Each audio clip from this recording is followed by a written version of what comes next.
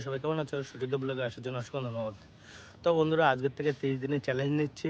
আবার প্লাস যাচ্ছে আমি আজকে যাচ্ছি প্রথম দিন কালীমার মন্দিরে যাচ্ছি। আর ওখানে আমার জন্ম বলতে পারো। অনেক সাধনার ছেলে আমি, তাই বলতে পারো। আর সেই মন্দিরে যাচ্ছি, আমি মেলা দিন যাইনি, তো ভাবলাম তোমাদের সাথে ভিডিওটা শেয়ার করি। আজকের থেকে 30 দিন 30টা ভিডিও পাবে শিওর। আর আমি কি কি করছি ডিটেল আছে ভিডিও আমি তোমাদের কাছে শেয়ার করব। আর তার আগে আমার গ্রামটা একটুখানি আছে, আমার ছাদের উপর থেকে দেখাচ্ছি। কেমন লাগছে একটু লাইক কমেন্ট শেয়ার করে হচ্ছে ভুলবে না বন্ধুরা, কমেন্ট করে একবার জানাও।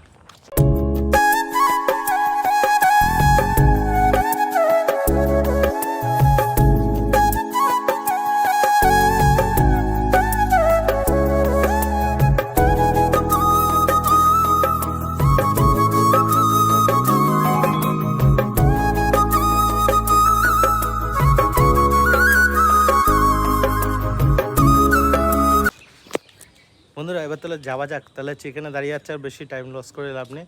এরপরে হয়তো ধরতে পারবো না, মানে আজকের দিনে মঙ্গলবারে পুজো হয় ওখানে, তো দেখলেই বুঝতে পারবে। যদি যাচ্ছে কপাল যদি ভালো হয় তাহলে তোমাদেরকে দেখাতে পারবো।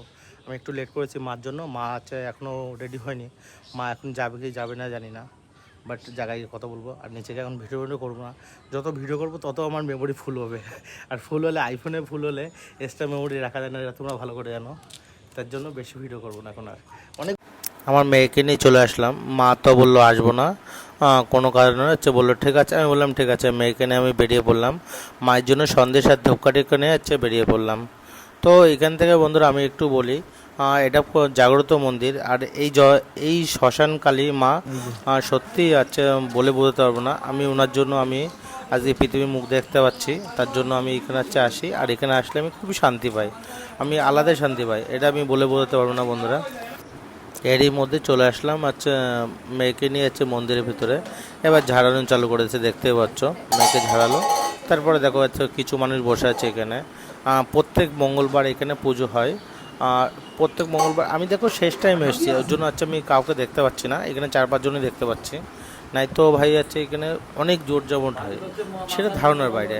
আর একটু বলি তোমাদেরকে, তোমরা যদি নিজের মাকে ভালোবাসো, বাবা মাকে ভালোবাসো, অথবা নিজের হচ্ছে বাড়ির মন্দিরকে হচ্ছে ঠাকুরকে ভালোবাসো, সেটাও হচ্ছে তোমাদের উপকার হবে, আমি এটা মনে করি।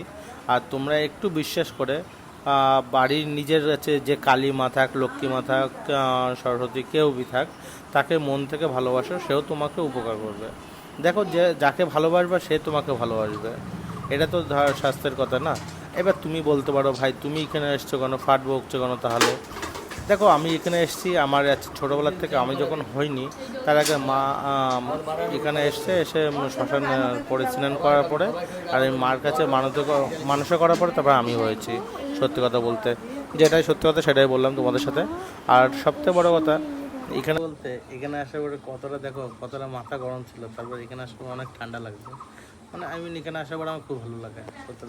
তো বন্ধুরা আমাদের পাড়ার লোক 99% লোক এখানে এসে মানসা করেছে, তারপর হচ্ছে তাদের বাচ্চা হয়েছে। তাদের মধ্যে আমিও একজন পড়ি, যেহেতু আমার মা এসেছিলো এখানে আসার পরে আমার শ্মশানে স্নান করানো হয়েছিল মাকে, তারপর আমি হয়েছি। আর এই জাগ্রত মন্দিরে মানে দূর দূর থেকে লোক আসে, এখানে এসে মানসা করে, অথবা ছেলের বিয়ে হচ্ছে না কিছু ডিটেল A to Z আমি একটা বলে তো শেষ করতে পারবো না, সব রকম তোমার এখানে আসলে সেরে আসা পূরণ হবে, আমি শিওর। আর তোমরাও আসো। এবার হচ্ছে কী করে আসবে সেটা আমি বলি তোমাদেরকে। প্রথম তো হচ্ছে শিয়ালদার থেকে বনগাঁ ট্রেন ধরবে, ট্রেন ধরে বলবে চাঁদপাড়া নামবে, চাঁদপাড়া নেবে, ওখান থেকে টোটো গাড়ি ধরো, অটো ধরো, কিছু বি ধরো, বলো সেকাটি মা কালীর মন্দিরে যাব। কি হবে, এই মন্দিরে আসলে খুবই উপকার হবে। একবার তোমরা এসে দেখো, না আসলে কেউ বুঝতে পারবে না। তো বন্ধুরা আশা করি তোমাদের এই ভিডিওটা খুবই ভালো লাগছে। তো বন্ধুরা নেক্সট ব্লগের ভিডিও এর থেকে ভালো কিছু ভিডিও থাকবে, তোমরা যদি লাইক কমেন্ট শেয়ার করো আর সাবস্ক্রাইব করো। 30 দিনের চ্যালেঞ্জ তো নিয়েছি, হচ্ছে সবথেকে বড়ো কথা। 30 দিনে 30টা ভিডিওই পাবে, আমি কথা দিচ্ছি। আর 30টা ভিডিওর চ্যালেঞ্জ নেওয়ার পরে এর থেকে বড় চ্যালেঞ্জ নেবো। দেখো মানুষ ছোটো ছোটো চ্যালেঞ্জ নিয়ে হচ্ছে বড়ো হয়, তো বড় থেকে ছোট হয় না। ঠিক আছে বন্ধুরা, চলো বন্ধুরা মাকে একবার বলো জয় কালী মা জয়, এটা লিখে কমেন্ট করে জানাও, তাহলে আমি বেশি খুশি হব। নেক্সট টাইম মন্দিরে এসে আবার এর থেকে ভালো ভিডিও করব, দাদুর সাথে কথা মানে আমি কাকুর সাথে কথা বলবো। আর ঠাকুমা যে ছিল কীভাবে মারা গেছে কী হয়েছে সেটাও ডিটেলে আমি নেক্সট ভিডিওতে আমি তুলে ধরবো। আগে এই ঠাকুমা হচ্ছে পুজো দিত। এটা বুঝতে পারছি না, মা মেরে খায় কেন ভক্তিতে? দাদা তোকে জিজ্ঞেস কর।